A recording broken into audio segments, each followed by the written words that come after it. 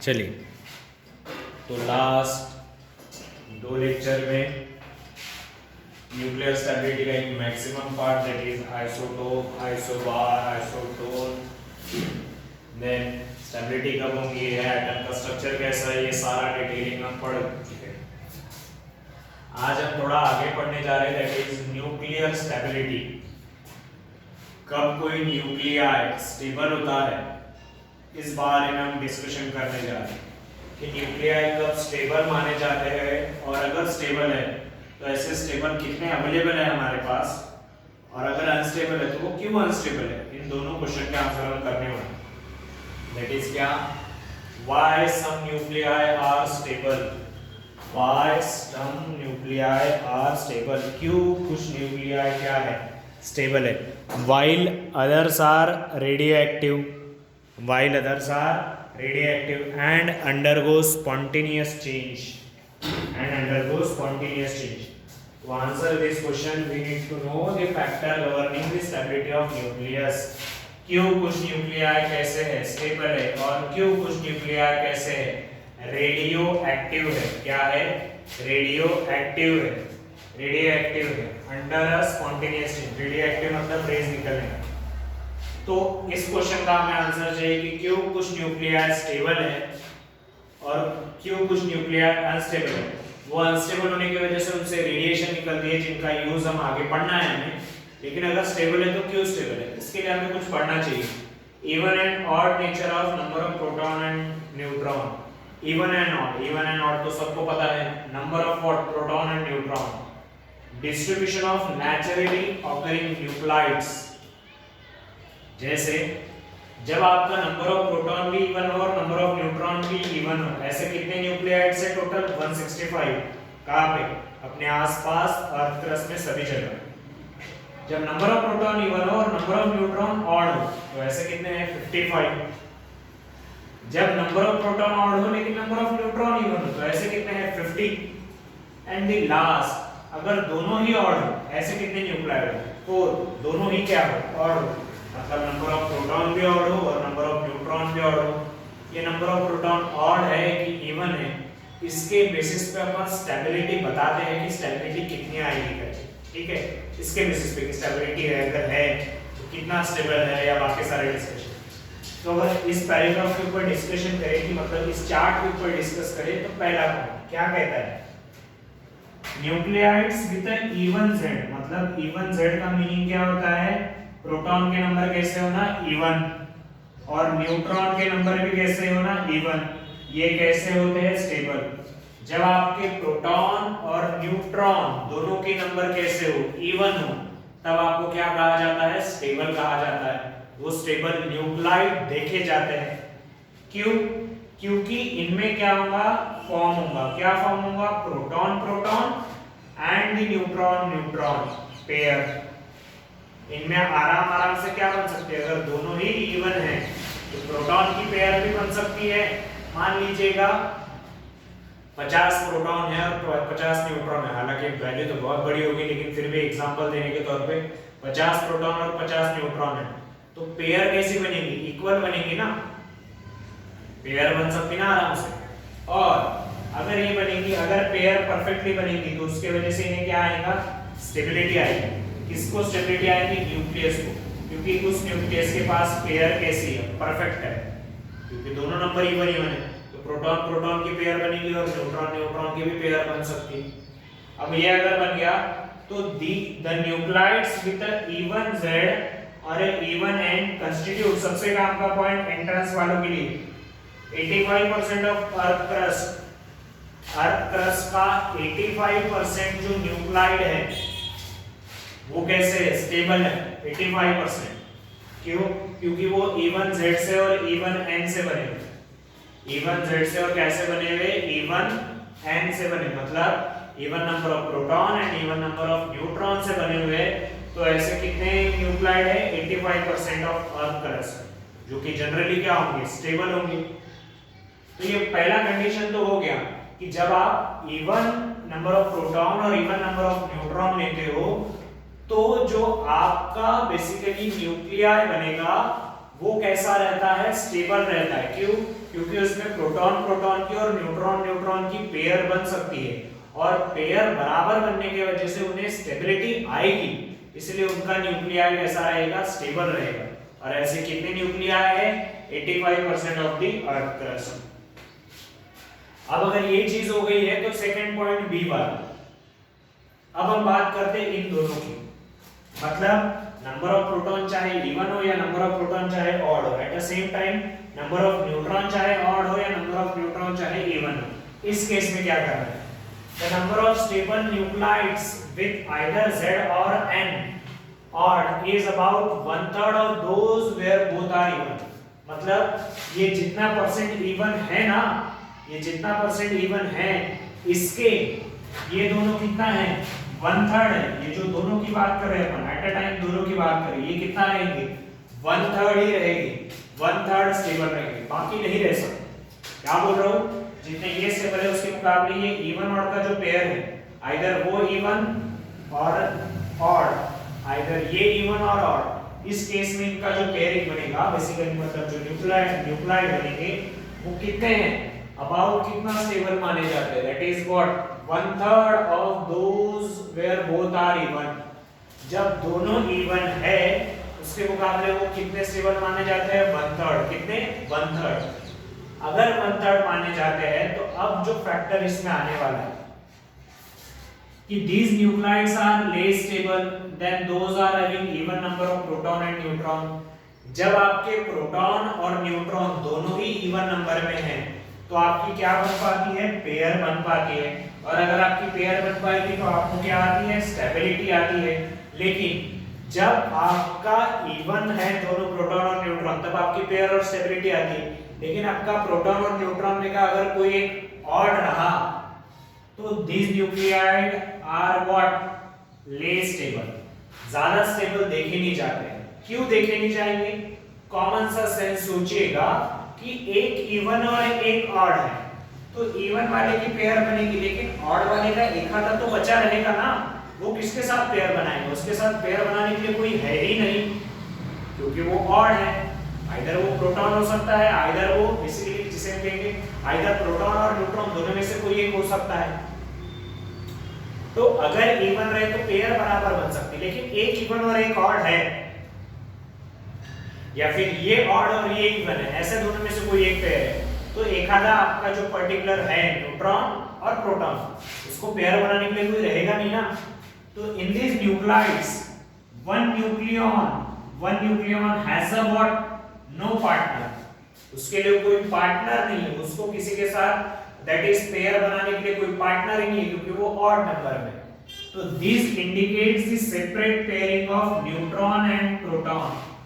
इसके वजह से क्या होता है, न्यूट्रॉन और प्रोटॉन की सेपरेट पेयर बनती है। कैसी पेयर बनती है, सेपरेट पेयर बनती है। क्यों? क्योंकि एक न्यूक्लियन जो है उसको पेयर बनाने के लिए पार्टनर ही नहीं है, क्योंकि एक नंबर इवन लिया और एक नंबर कैसा लिया, ऑड लिया है। अब ये अगर होगा तो नेक्स्ट चीज, the nucleon pairing does not take place between proton and neutron। Proton और न्यूट्रॉन में पेयरिंग होगा ही नहीं, क्योंकि इवन और ऑड में है।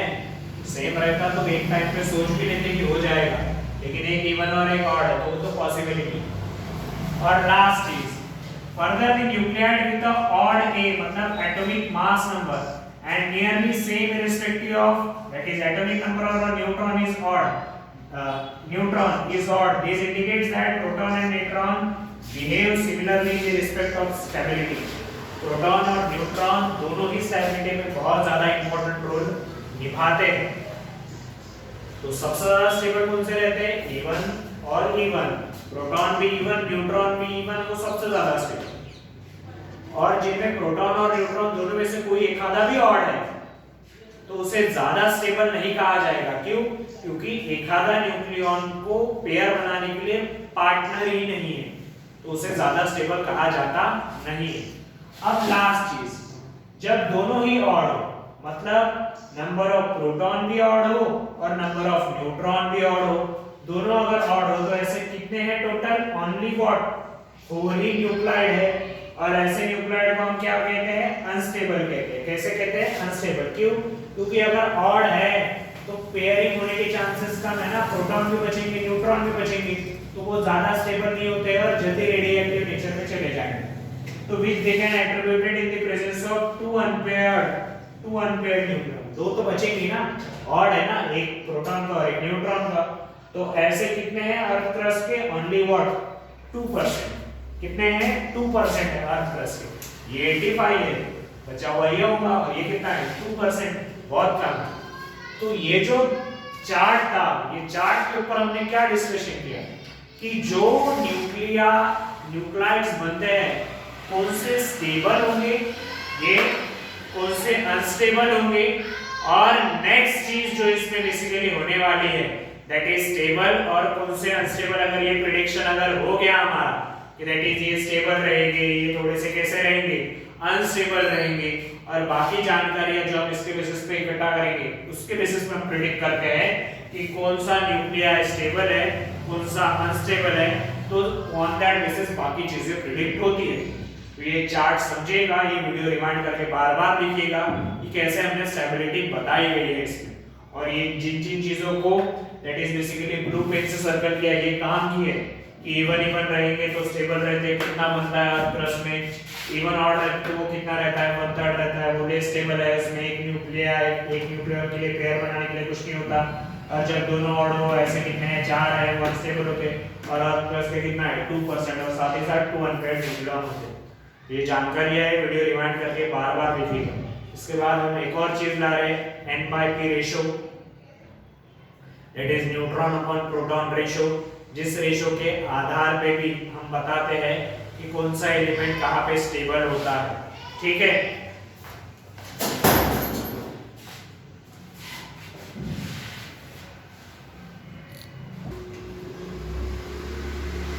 देन आगे न्यूट्रॉन टू प्रोटॉन रेशियो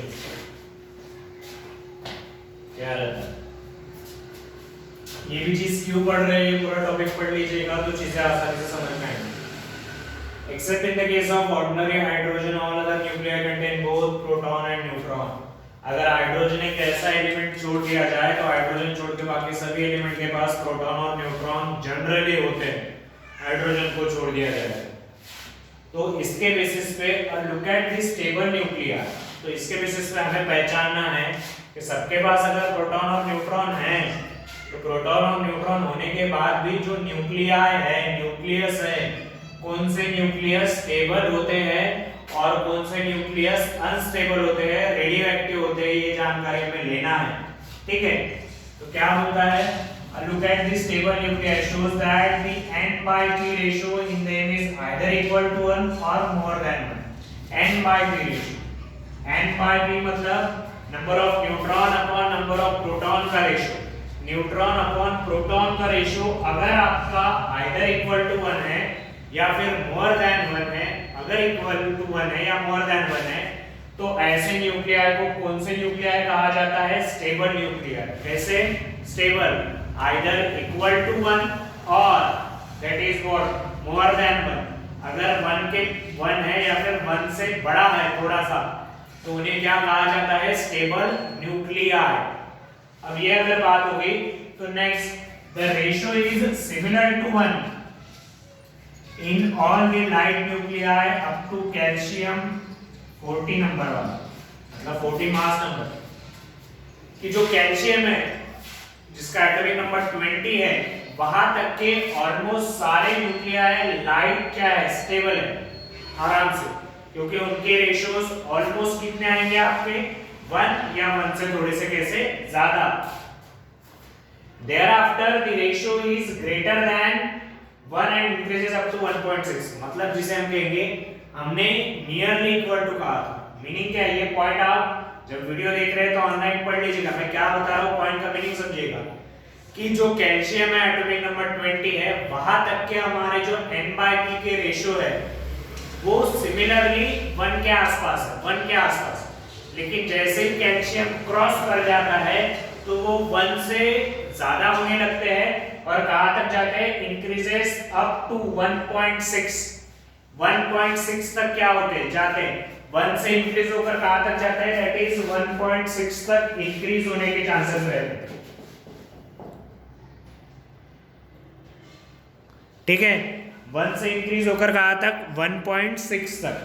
तो ये n/p रेशियो क्यों जरूरी है, n/p रेशियो इसलिए जरूरी है ताकि हम पहचान सकें कि कौन सा न्यूक्लियाई स्टेबल न्यूक्लियाई है करके और कौन सा न्यूक्लियाई स्टेबल न्यूक्लियाई नहीं है करके। इसके लिए आपको n/p रेशियो कैलकुलेट करना पड़ेगा।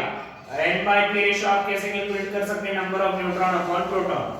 तो कुछ एग्जांपल लिख लिए, या आपके स्टेट बोर्ड में नहीं है, ठीक है, एग्जांपल, लेकिन मैं चार्ट ले रहा हूं, चार्ट की तरफ ध्यान दीजिएगा, चीजें आराम से समझ में आ जाएंगी। क्या पहला आइसोटोप कौन है, कार्बन से 12 और 6 वाला, इसमें नंबर ऑफ न्यूट्रॉन भी 6 है, प्रोटॉन भी 6 है, n/p का रेशियो कितना आएगा 1। Then nitrogen, number of neutron भी 7, प्रोटॉन भी 7, आंसर 1। Oxygen 1, again 1, calcium 1। लेकिन जैसे ही 20 के आगे निकल गया, 20 के आगे निकल गए, यहाँ पे बोला था ना कि 20 तक कितना आता है, 1 ही देखा जाता है जनरली सिमिलरली। लेकिन जैसे आप 20 से आगे चले गए, 30 पे चले गए, जिंक, तो जिंक जब आपने देख लिया तो वहां पे आंसर कितना गया, 1 से बढ़ गया, कितना चला गया 1.13। Then zirconium, again answer 1.25, then Sn 1.40, and the last mercury 1.53। यहाँ पे वही बात लिखी थी कि जब आप 20 से आगे चले जाते हो आंसर 1 से बढ़कर कहां तक जा सकता है, 1.6 तक। तो जब आपका n/p का आंसर 1 रहेगा या फिर 1 से थोड़ा सा ज्यादा रहेगा, आप तो 1.6 तक कह लो, तब तक आपके जो न्यूक्लियाई है उसे कैसा न्यूक्लियाई कहा जाएगा, स्टेबल न्यूक्लियाई, वो स्टेबल रह सकता है, ठीक है। अब अगर स्टेबल न्यूक्लियाई का हो गया तो इनके बेसिस पे ग्राफ दिया गया है आपको।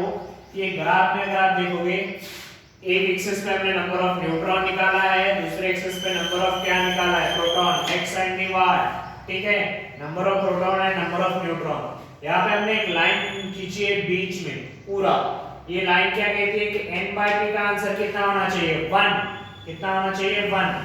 तो इस रेशियो, इस लाइन पे जिन का आंसर आएगा बेसिकली वो तो स्टेबल न्यूक्लियाई होंगे, लेकिन मैक्सिमम लोगों का आंसर इनसे थोड़ा सा ज्यादा आता है। देख लीजिएगा ये जो शेडेड रीजन है, ये जो शेडेड रीजन है, यहाँ पे इनके आंसर आएंगे n/p के, तो उनके न्यूक्लियाई को भी क्या बोला जाता है, स्टेबल न्यूक्लियाई। और ये जो रीजन है या ये जो जोन है, इस जोन को बोला जाता है zone of stability, zone of stability. मतलब इन पर्टिकुलर जोन में जिनका भी n/p का रेशियो आएगा उनका न्यूक्लियर कैसा माना जाएगा, स्टेबल माना जाएगा। कैसा, स्टेबल। अब ये अगर हो गया तो आगे के दोनों पॉइंट काम के, एंट्रेंस वालों के लिए तो खास करके, all the nuclear falling outside this zone, इस जोन के जो बाहर है, इस जोन के बाहर जिनका n/p का रेशियो आंसर है वो कैसे रहेंगे, इनवेरिएबली रेडियोएक्टिव इन नेचर और as well as what, unstable in nature. जिनका इस जोन के बाहर आंसर है वो अनस्टेबल इन नेचर भी है और साथ ही साथ क्या है, रेडियोएक्टिव। और जिनका इनके बीच में आएगा उन्हें हम कैसे बोलेंगे, स्टेबल न्यूक्लियाई।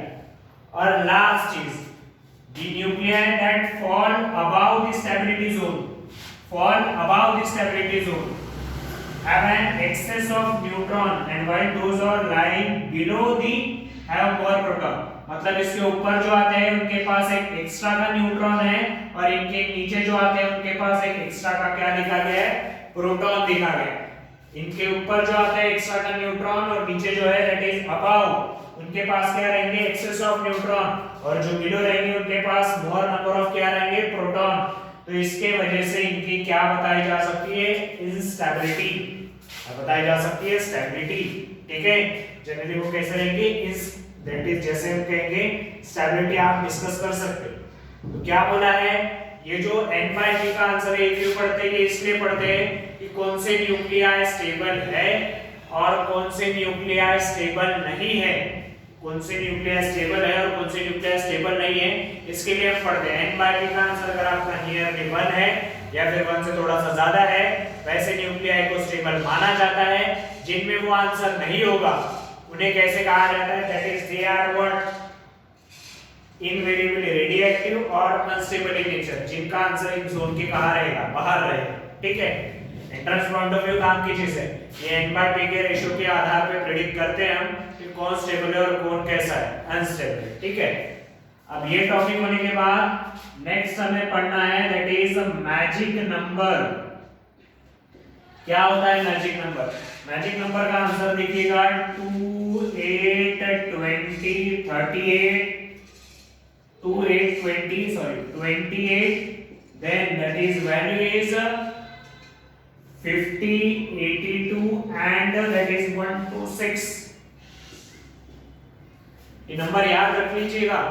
दैट इज क्या क्या है, 2 है, 8 है, 20 है, 28 है, 50 है, 82 एंड 126 है। अगर nuclei the nuclei with 2 8 20 28 50 82 and 126 neutron और प्रोटॉन आर पर्टिकुलरली स्टेबल, मतलब जिनमें इतने नंबर ऑफ न्यूट्रॉन या फिर इतने नंबर ऑफ प्रोटॉन होंगे उन्हें जनरली पर्टिकुलरली क्या कहा जाता है, स्टेबल। जिनमें इतने नंबर ऑफ क्या है, न्यूट्रॉन एंड द प्रोटॉन अगर रहे, न्यूट्रॉन और प्रोटॉन, या तो न्यूट्रॉन या तो प्रोटॉन का नंबर अगर इतना रहा तो उन्हें जनरली क्या कहा जाता है, दैट इज बेसिकली क्या कहा जाता है, स्टेबल कहा जाता है। क्या कहा जाता है, स्टेबल। इसमें एक एग्जांपल अगर हम ले लें लीड, दैट इज जिसका सिंबल है Pb, इसका सिंबल क्या है, that is Pb, atomic number that is basically 82 और इधर आएगा 206, ठीक है, 206 है ना, 208 है। तो इसका अगर एक नंबर देखोगे, नंबर ऑफ प्रोटॉन का आंसर 82 है, नंबर ऑफ न्यूट्रॉन का आंसर देख लो 126 आएगा, 126 आएगा। इसका आंसर नंबर ऑफ न्यूट्रॉन का आंसर, नंबर ऑफ न्यूट्रॉन का आंसर क्या आएगा 126 और नंबर ऑफ प्रोटॉन का आंसर क्या है 82। तो इसके पास क्या है, मैजिक नंबर है। तो ये न्यूक्लियाई कैसा होगा, स्टेबल न्यूक्लियाई होगा। ये न्यूक्लियाई कैसा होगा, स्टेबल न्यूक्लियाई होगा। ये न्यूक्लियाई कैसा कहा जाता है, स्टेबल न्यूक्लियाई। तो इस पर्टिकुलर वीडियो में हमने क्या पढ़ा है, स्टेबिलिटी, कौन से न्यूक्लियाई स्टेबल होते हैं और कौन से न्यूक्लियाई स्टेबल नहीं होते हैं, इनके बारे में जानकारी पढ़ी है। वीडियो रिवाइज कीजिए बार बार, जो जो इंपॉर्टेंट पॉइंट बताया उनको समराइज करके एक शॉर्ट में लिखकर रखिएगा, ठीक है।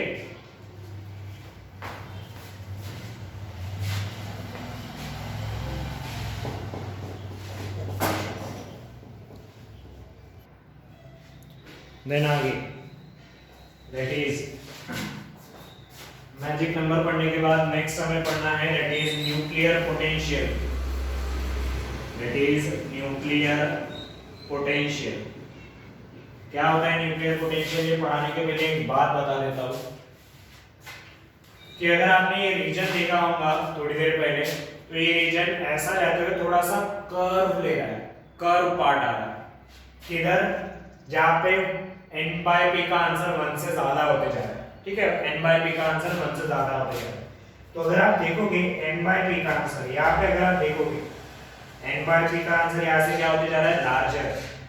तो अगर लार्जर होते जा रहा है तो यहाँ पे नंबर ऑफ प्रोटॉन का आंसर तो 30 है, 30 है, और नंबर ऑफ न्यूट्रॉन का आंसर निकालो जरा कितना आएगा, नंबर ऑफ न्यूट्रॉन का आंसर कितना है 34 है। यहाँ तक क्या हो रहा था, आंसर्स कैसे थे, सेम थे। यहाँ पे क्या होगा, नंबर ऑफ प्रोटॉन के मुकाबले नंबर ऑफ न्यूट्रॉन का आंसर बड़ा है। यहाँ से आगे हर केस में नंबर ऑफ प्रोटॉन के मुकाबले नंबर ऑफ न्यूट्रॉन का आंसर बढ़ गया है। क्यों बढ़ा है, सोचिए कि अगर नंबर ऑफ प्रोटॉन का आंसर अगर बढ़ जाता तो number of proton are positively charge, उनके पास एक क्या रहेगा, चार्ज, और अगर चार्ज है तो वो ज्यादा एक में के क्या इक्वल चार्जेस है, तो वो एक में के क्या हो सकते हैं, दूर जाने के चांसेस हो सकते हैं। और अगर दूर जाएंगे तो वो न्यूक्लियाई स्टेबल रह पाएगा क्या, नहीं, वो तो एक से दूर जाए, प्रोटॉन तो दूर जाने की कोशिश करे ना। इसीलिए अप टू 40 नंबर के बाद, मतलब बेसिकली कैल्शियम जो 20 एटॉमिक नंबर है, 40 वेट के बाद 20 एटॉमिक नंबर के बाद वाले जो एलिमेंट है इनमें प्रोटॉन की मात्रा नहीं बढ़ रही है। प्रोटॉन का तो रेशियो ऑलमोस्ट है, लेकिन न्यूट्रॉन की क्वांटिटी अपन बढ़ा रहे। क्यों, क्योंकि न्यूट्रॉन यानी नो चार्ज, जिनके ऊपर कोई चार्ज नहीं है। और अगर न्यूट्रॉन की क्वांटिटी थोड़ी सी बढ़ भी गई, न्यूट्रॉन की क्वांटिटी थोड़ी सी इंक्रीज भी हो गई, थोड़ी सी इंक्रीज हो गई या मैक्सिमम इंक्रीज हो गई, तो कुछ खासा फर्क नहीं पड़ेगा, न्यूक्लियर अट्रैक्शन जैसे कि वैसे रहेगा। इसीलिए यहां से आगे जो रीजन है ये थोड़ा सा कैसा दिखता है, कर्व पार्ट में दिखता है। कैसा, कर्व पार्ट में। क्योंकि प्रोटॉन का आंसर बढ़ता है ना, सॉरी न्यूट्रॉन का आंसर बढ़ता है, तो ये ऐसा ना जाते हुए थोड़ा सा रेशियो किधर झुकेगा, इधर नंबर ऑफ न्यूट्रॉन लिखेगा तो न्यूट्रॉन की तरफ कर्व हो रहा है, न्यूट्रॉन की तरफ क्या हो रहा है, कर्व हो रहा है, ठीक है। तो दैट इज ये बात जो आपको रहे, दैट इज कंसीडरेशन में क्या कि न्यूट्रॉन के आंसर इसके बाद बढ़ते हैं, क्यों बढ़ते हैं, प्रोटॉन के अगर बढ़ेंगे तो कूलम्बिक रिपल्शन आएगा, कूलम्बिक सेम चार्ज की वजह से रिपल्शन आने के चांसेस है, वो नहीं आए इसके लिए न्यूट्रॉन की क्वांटिटी ज्यादातर बढ़ती है और फिर वो न्यूक्लियाई कैसे रहते हैं, स्टेबल। अब बात करते हैं न्यूक्लियर पोटेंशियल, क्या होता है न्यूक्लियर पोटेंशियल। अब अगर दो प्रोटॉन के बीच में का अगर आप डिस्टेंस बोलेंगे तो वो है 10 to the power -15 metre, that is बहुत बहुत कम हो गया, और बहुत बहुत अगर कम हो गया तो जो प्रोटॉन है वो एक में से कैसे जाने की कोशिश करेंगे, दूर जाने की कोशिश करेंगे क्योंकि सेम चार्ज है। लेकिन एक्चुअल में न्यूक्लियस के अंदर ऐसा देखा जाता है कि एंड pn मतलब proton proton, neutron neutron and proton and neutron, इन प्रकार के न्यूक्लियर अट्रैक्शन देखे जाते हैं। ये न्यूक्लियर अट्रैक्शन देखने के वजह से पर्टिकुलर किसी भी न्यूक्लियाई को क्या आती है, स्टेबिलिटी आती है।